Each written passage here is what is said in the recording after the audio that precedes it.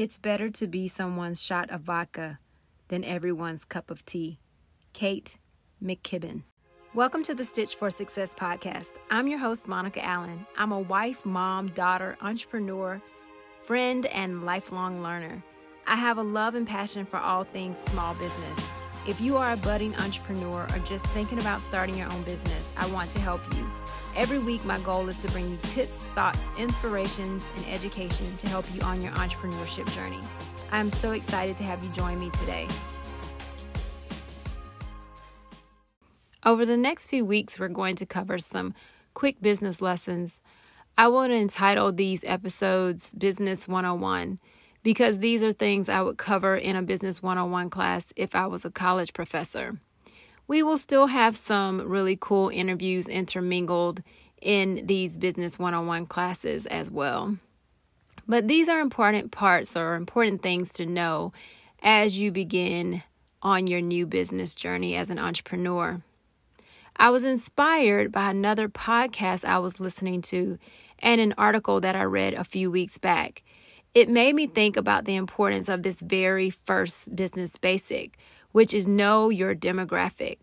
Knowing your demographic is important for any and every business. I recently read an article about Rachel Hollis's book, Girl, Wash Your Face. The article was quite a harsh critique of her work and her company. And though I have read the book and enjoyed it, I'm not here to promote her book or dissuade you from reading it. The article I read was from BuzzFeed News by Laura Turner, and a couple of the paragraphs in this particular article stated the following. Not everyone has enough money to let them take the kind of professional and financial risks that might lead to greater happiness, for example. Things like systemic racism can wear on a person to the point that it degrades her health. At the same time, it restricts her access to good health care, resulting in higher rates of chronic disease and shorter life expectancies for Black women than white women. Can you tell a woman who has lost her hoped-for child as a result of state officials turning a blind eye to a water poisoning crisis in a predominantly Black area, or a mother seeking asylum whose child has been taken away from her at the border, that you are ultimately responsible for who you become and how happy you are? You can, but you would be wrong and cruel. Hollis doesn't address the possibility that for some people, obstacles to happiness are outside of their control, and it is proof of her hard-earned privilege that she doesn't have to.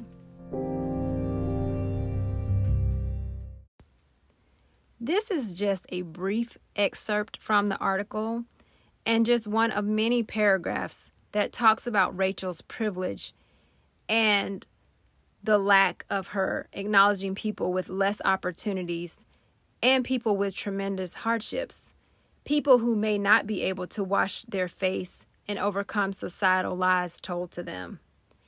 But you have to understand that these women, as described in the paragraphs I read, are not Rachel's demographic. It's not her company's demographic. It's not her book's demographic. These are not the women that her books and conferences are created for.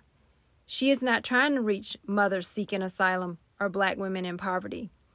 And though I do think it is important for us all to fight for justice and work to better our communities and healthcare system, this is not Rachel's company's goal at this time. And though, yes, she may have lots of critics, the girl knows her demographic, and that is why she is successful. And that is what we're going to talk about today.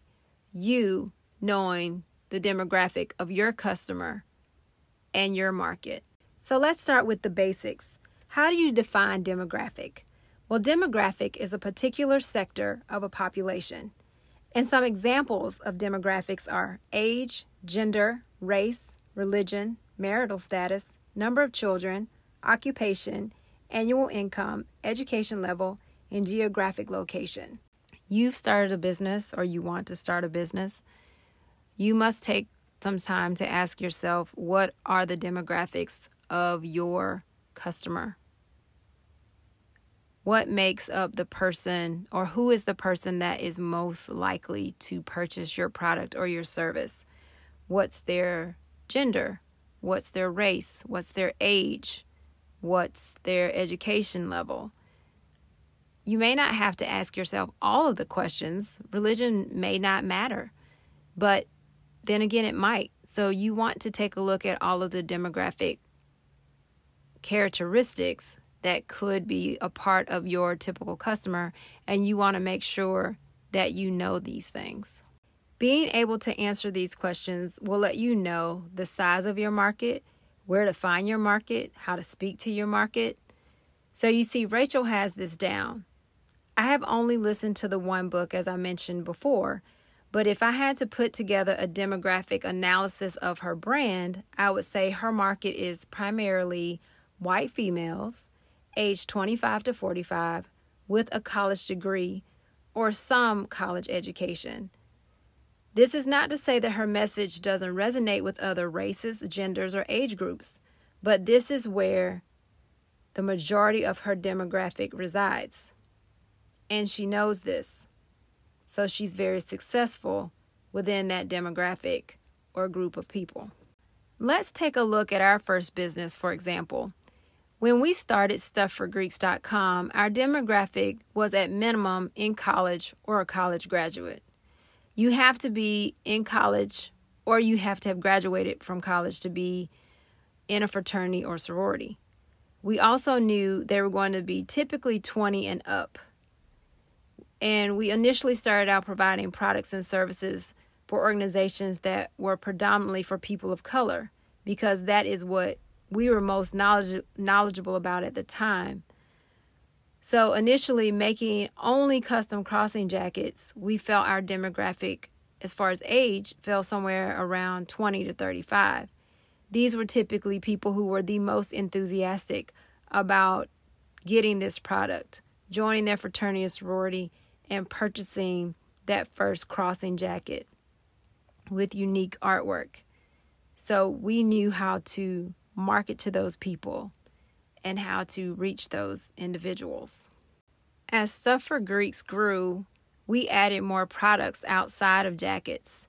And knowing that in organizations geared primarily towards people of color, you are part of that organization for the rest of your life.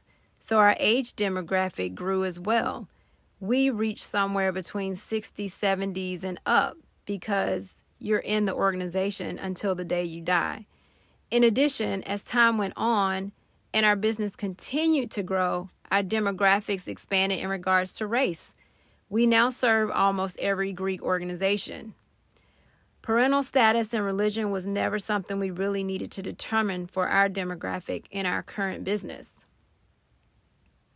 Rachel Hollis knows she cannot be everyone's cup of tea. The quote I read at the top of the episode, "It is better to be someone's shot of vodka than everyone's cup of tea." This is simply the truth. You cannot serve everyone. Rachel knows that she cannot reach the poor single mother, no matter the race, and the middle class, married, with or without children, college graduate with the same message. It just does not work. Knowing your demographics is vital also because it helps you reach farther into your customer psyche.